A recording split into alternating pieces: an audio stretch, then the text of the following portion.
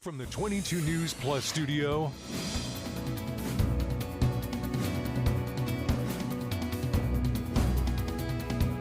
this is 22 News in Focus. Welcome, everyone, to this edition of InFocus. I am your host, Patrick Berry, and this is an interesting conversation today because we're talking about local wineries here in the Pioneer Valley. A lot of people don't think about great wine being made right here, but there is a lot of great wine being made right here. Joining me today across the desk is Tim Beaudry. He is the head winemaker from Glendale Ridge Vineyards in Southampton. Tim, thank you so very much for joining me. I appreciate it. Thank you for having me. So you are a young guy. What got you into winemaking? I usually think of a head winemaker as this like old guy, like, long beard, and so forth. But you're a young guy. How'd you get into it? Definitely a little bit of luck, chance, and hard work. When I went to college, I studied something completely different, and I've been lucky enough to be in the right place, the right time. Okay. So I was doing an office job in San Francisco in my early 20s, and after a few years out of college, completely burnt out. But thankfully, I lived really close to wine country near Napa and Sonoma. I've never been there. How close is San Francisco to Napa and Sonoma? It's about hour and a half. Oh, so it's so like not here to bad at all. Boston. Yeah. And the nice thing is you're just going over the Golden Gate Bridge. So it's a Okay. nice little commute up there. Oh, that's not so bad. Yeah. So we did a lot, like my friends. I had some family friends that worked in the alcohol sales and distribution companies. You could go up to Napa or Sonoma, get a really nice experience. And I just fell in love with wine country. Okay. I fell in love with being in vineyards and wineries. I studied abroad in Chile, which is a big wine producing country. Right. That was my first wine tasting Yeah, experience. I've heard great things about South American wine. Yeah, and then I did a gap year in Argentina. So I did the two Okay. big countries for Right. producing wine in South America. So I spent a lot of time accidentally before I had an interest professionally in wine country. And when I decided I wanted to leave my previous career, I just wanted to dive into wine. And I moved back from San Francisco and I got a job at our current place that we're at. It was Black Birch at the time. And I went to them and said, I have no idea about wine, but I want to learn. And they were really great mentors. I started off in the tasting room, and then I wanted to find out from my own experience, instead of regurgitating someone else's story, how you plant vines, grow grapes, and then how that turns into really nice wine. So I asked if I could help out for a summer just as a farmer. Right. And then next thing you know, I was helping with fermentations. And that was it. I fell in love. So let me interrupt you there. Yeah. So I have to ask the question, your college studies and that first career out of college, like any skill sets that could cross over? Like, were you, a chemistry major or, a marketing major? I'm just trying to think, was there any cross or was it completely different? You just different path? Well, my freshman year, I really liked biology. Okay. So that actually has helped me a lot because I did biology, I did chemistry. So I did have prerequisites when I eventually went to grad school for winemaking. But I did political science and international relations for my undergrad. And so the reason I was burnt out was my career for 3 years was in politics. So I think can understand that.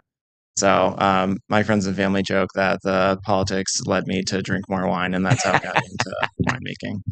That's an interesting story. So you've kind of studied everywhere. You've studied Napa Valley, Chile, Argentina. Have you done any time in Europe? Yeah, Okay. that's where I did my graduate program. So I did a master's program from 2019 to 2021 in Bordeaux, France. How was that working in Bordeaux? Because that's right during the pandemic time too. Yeah, it was funny timing. So the year before I was in New Zealand for a year, and that was just like to get international experience, and it was awesome. And I applied for this graduate program while I was there, and it was a great opportunity. So I decided to go for it. I showed up September of 2019. And so I was there during all of the COVID madness. So it was interesting. It was nice because in the beginning there was so many interactions, so much learning. You were able to explore this amazing wine region. It's a big international community. And then obviously things changed when things shut down. But the good part of it is there was no tourists. It was all local. So when I was working at a winery in Bordeaux, I was the only non-French person. So it was a really great immersion experience. So those experiences in South America, New Zealand, Bordeaux, France, it's all done to learn about the process of winemaking. Yeah, for sure. And then you very fortunate because you're from this area, right? You're from the Yeah, Pioneer Valley. I'm originally from Holyoke. Yeah. So you brought all of that knowledge back and you're now at Glendale Ridge in Southampton. Yep. So What a how did journey. so how did you meet up with it's the Hamels that own it. So how did you Yeah. meet up with them? Funny story. Mary Hamill is a dental hygienist, and so is my mom. And they had worked together at some point, and my mom was nice enough to send Mary a quick like message through Facebook, maybe, and said, "My son wants to learn. He has no experience." And I went and interviewed with Mary. We hit it off right away. She set it up so it would be right before we were opening for the day, and she's like, "Actually, do you want to stay?" So I started Oh, working right after the interview, oh, which funny. was interesting. Yeah. So that's I mean, hey, thanks for coming in. Get to work. Yeah, exactly. Yeah. But and I mean, I've been with them on and off ever since, and that was probably 2016, 15. Okay. Yeah. All right. And then you did all your schooling, your learning, Yeah. and then you take all that knowledge back to Glendale. Yeah. Yeah. So it's really been actually a really nice kind of full Right. circle, experience. I wanted to spend the first part of our conversation really talking about your background so people can understand that there's a huge skill set and knowledge base that you bring to a local winery. People think Bordeaux or Chile or Argentina or Napa Valley that they have these great winemakers, which they do. But I would add you to that class because, and I joked earlier, we think of these old winemakers as these older guys, but you have an incredible amount of experience in a short period of time. Yeah.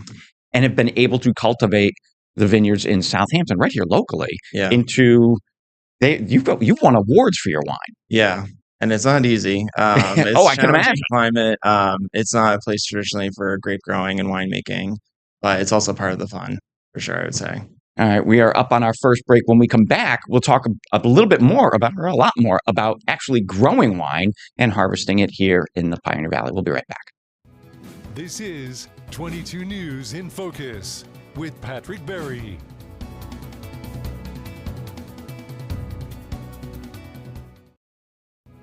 This is 22 News in Focus with Patrick Berry. Welcome back, everyone, to this edition of In Focus. Today, we're talking wine. Across the desk from me is Tim Beaudry. He is the head winemaker at Glendale Ridge Vineyards and Winery in Southampton. The first part of our conversation was really talking about Tim's experience and why he has taken all that knowledge back right here to the Pioneer Valley, because you're a local guy, which we greatly appreciate. That worldwide knowledge, skill base, and brought back locally. So why didn't you stay in Bordeaux, Chile, Argentina, New Zealand, Italy, Napa Valley? I mean, those are the epicenters, or what we perceive as the epicenters of winemaking. Why come back to Western Mass? I mean, that's a fair question. When I was in Bordeaux, I really loved my time in France. But then the company I was working for, the winery, had just recently bought their second ever property in Napa. So they sent me over to Napa to help set up that winery. So it was a great opportunity. You learn a lot for sure, but Napa is definitely set up for the wealthy tourists coming through. It's not like because I've never been there. It's on my bucket list, but I've never been. It's a great place to visit, but to live, it's very expensive. Okay. There's not a lot to do. Every weekend I was trying to go down to San Francisco or visit friends in the Bay Area. So it's quiet in Napa. It's a sleepy if you're not there for the wineries, you're there. There's nothing else. Yeah. Interesting. It's also so competitive. It can be a little cutthroat, I would say, because you have the best people in the world all kind of competing for the same jobs, and there's limited spaces. So we also had really bad fires that happened. Right. So I dealt with lockdowns with COVID in France, not being able to leave my apartment essentially more or less for 3 months. And then I was sent over to Napa, and 6 days after I got into Napa, we had our first bad wildfire that we had to evacuate. Just to sidetrack a little bit, does that change the flavor of wine? Yeah, big time. Really? Yeah. So it's like smoke in the air.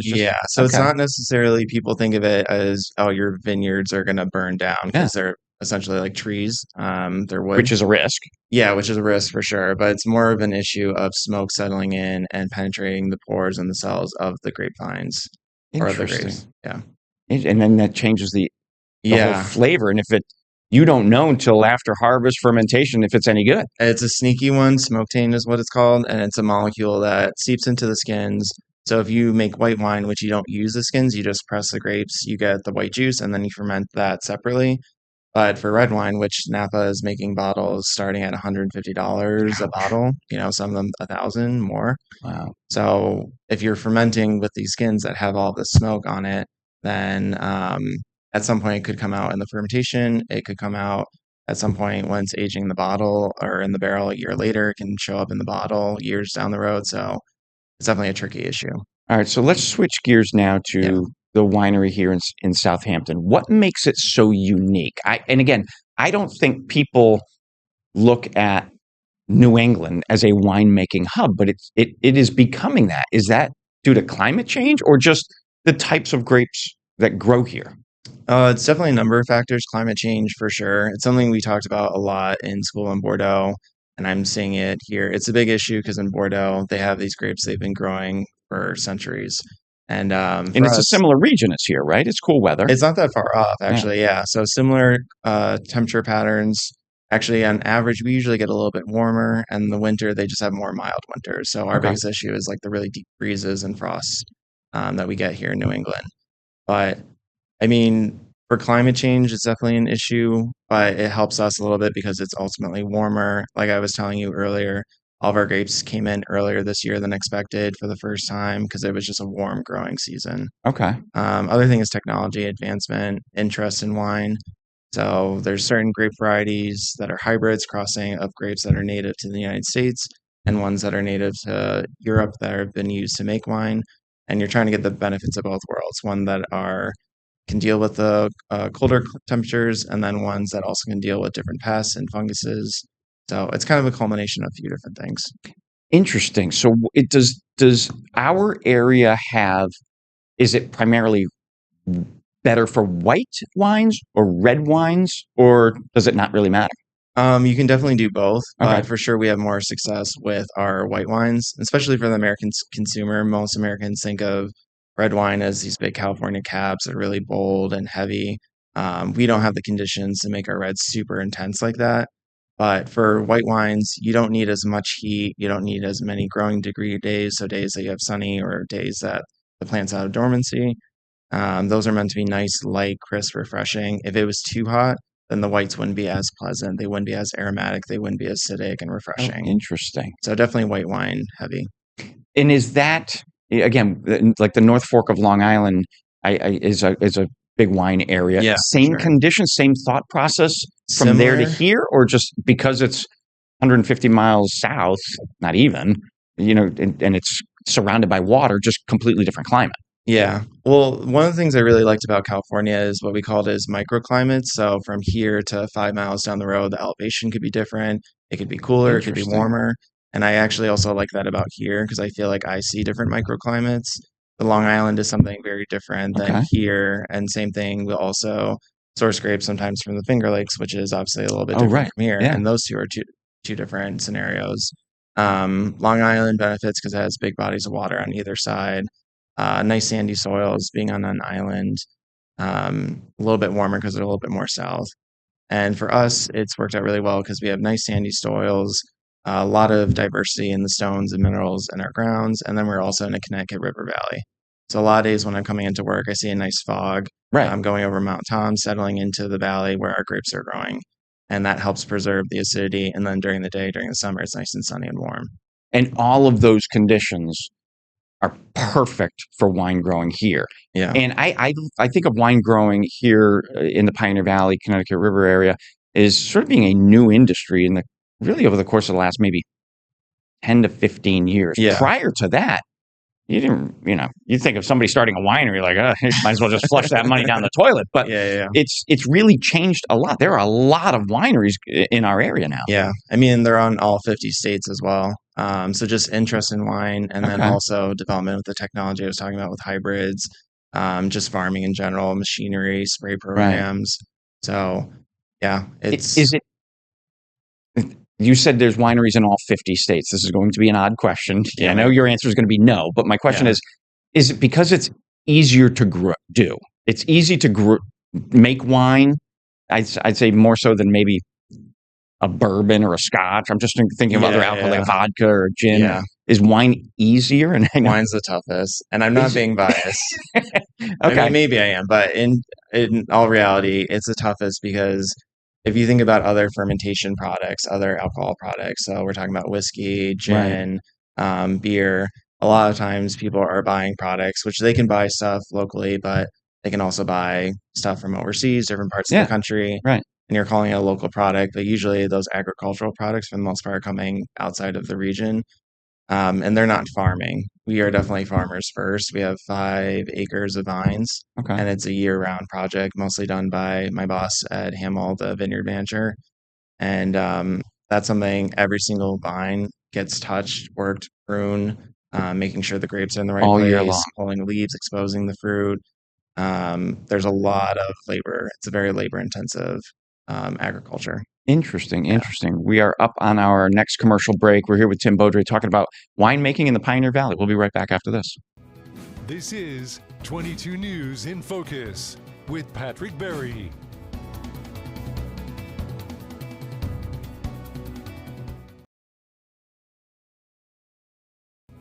This is 22 News in Focus with Patrick Berry.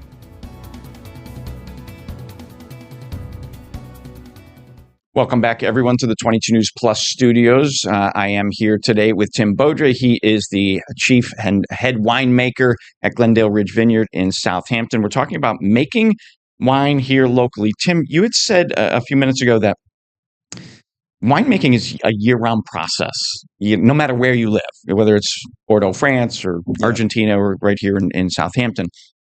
What do you like? Let's take this place, for example, your winery.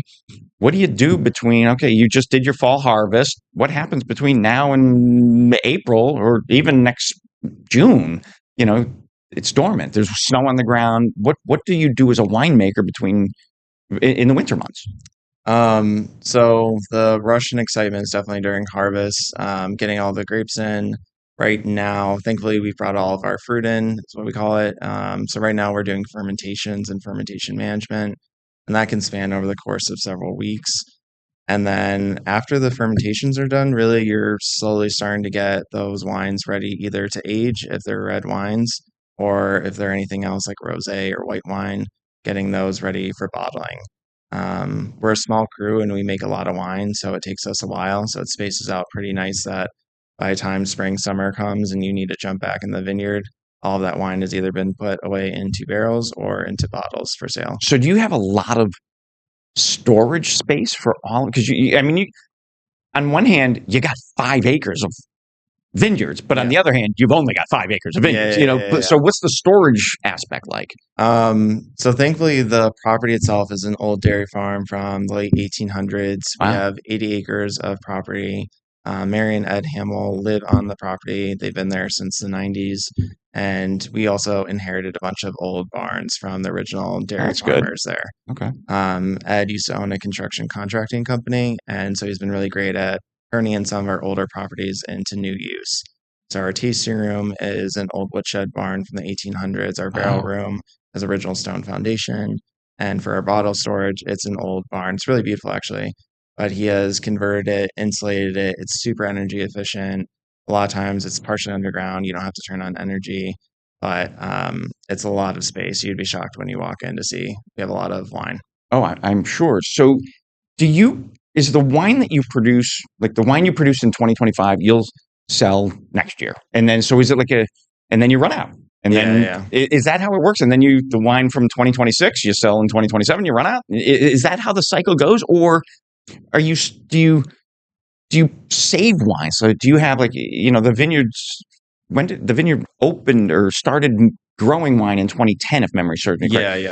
But you didn't start winemaking then, right? No, it's a commitment. Once you plant a grapevine, it usually takes 3 to 5 years for that vine to mature to get good enough quality grapes to make wine. Okay, so the vineyard started in 2010, 3 to 5 years, let's call it 2015. When was the first bottle produced? For us as Glendale Ridge, it was from 2017. Okay. Yeah. So do you still have those on hand? Oh, you do? Yeah. Okay. We were actually just talking about it the other day. We have a pretty extensive library. So we save some wine. Sometimes that's one bottle. Sometimes it's half a case.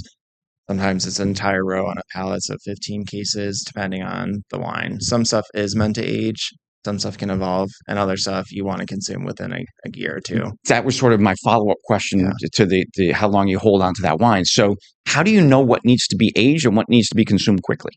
There's several factors. I think people misunderstand that most red wines that they're buying at a store are ones that you can lay down and age. A lot of commercial wine that you buy is meant to be consumed within a year or two.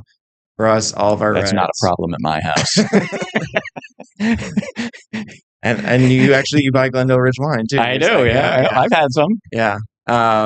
So the red wines that I make, and again, I trained in Bordeaux, France, so I take parts from all of my different experiences to Right. make different products. So all of my reds I make, they spend time in oak barrels and French oak barrels, and I age them at least for a year, and that way everything harmonizes. I know we don't Oh. do filtration on our reds. We don't do any fining. They come out of the barrel, they settle in the tank, and then straight to the bottling line. So you said you let things settle for a year. So, it's the fall of 2025. Yep.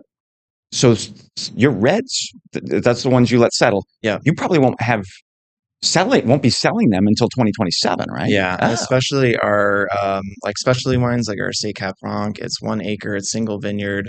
That's something we release just to our wine club members, and that just kind of rotates every year for a new release for the year.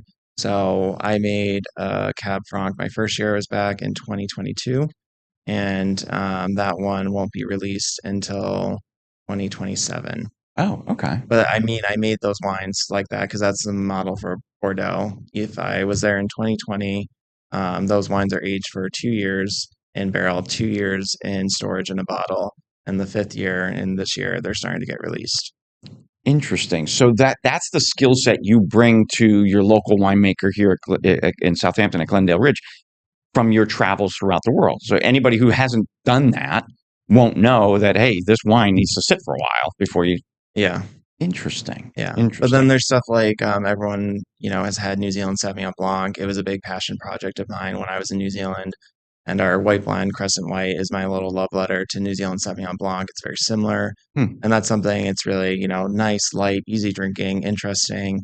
But it's not something you're laying down for years on end. Right. It's something meant to be consumed nice, light, and young to keep the vibrancy of the acidity and the aromatics. Do you get to a point at the vineyard where you sort of have to balance the popularity of people coming to the vineyard and running out of wine? Yeah. And that's kind of like the good thing, bad thing of being a small exactly. local place. Because there's sometimes that we can estimate based on sales the previous year, being like, okay, we need to make Traminette, which is one of our popular white wines. We need to make X amount of Traminette, and that should be good for the next year until we get more Traminette grapes. Okay. And sometimes we absolutely swing and a miss, and it sells out like in the summer, and we have the rest of summer and all fall that people are like, where's the Traminette? Where's the Traminette? Right. So it's a little bit of trying to look at sales, but it's a guessing game. But also, it's all contingent on weather. I mean, you might have this great plan of having more Traminette for your customers, but then all of a sudden, weather doesn't work out right. Yeah, and it goes opposite actually, because last year, Vidal Blanc, which is a grape variety that we use for a lot of different things, it's a base for our Crescent White. We were expecting the previous years it was 5 tons per acre, 6 tons per acre, 8 tons, and then last year, out of nowhere, on the day we were harvesting, it was over 13 tons. Wow. And in comparison, same amount of space, vines, our Cab Franc, we get like 2 tons per acre. Okay. So that's a huge difference. Massive difference. Yeah. And thankfully we had a tank large enough for exactly. It doesn't go to waste. Yeah. Right. So those are part of the challenges of farming for sure, because I can have a plan going into it and then Mother Nature says otherwise. Changes everything. Wow. Tim, I can't thank you enough for joining me today to get a little insight into the local winemaking right here in the Pioneer Valley. Folks, if you are a wine drinker, red, white, rosé, sparkling, whatever it might be, get out and support your local wineries. Glendale Ridge is located in Southampton. What's the website? Do you know it offhand? It's GlendaleRidgeVineyard.com. Easy enough. Tim, thank you so much. Thank you very much. This is 22 News in Focus with Patrick Berry.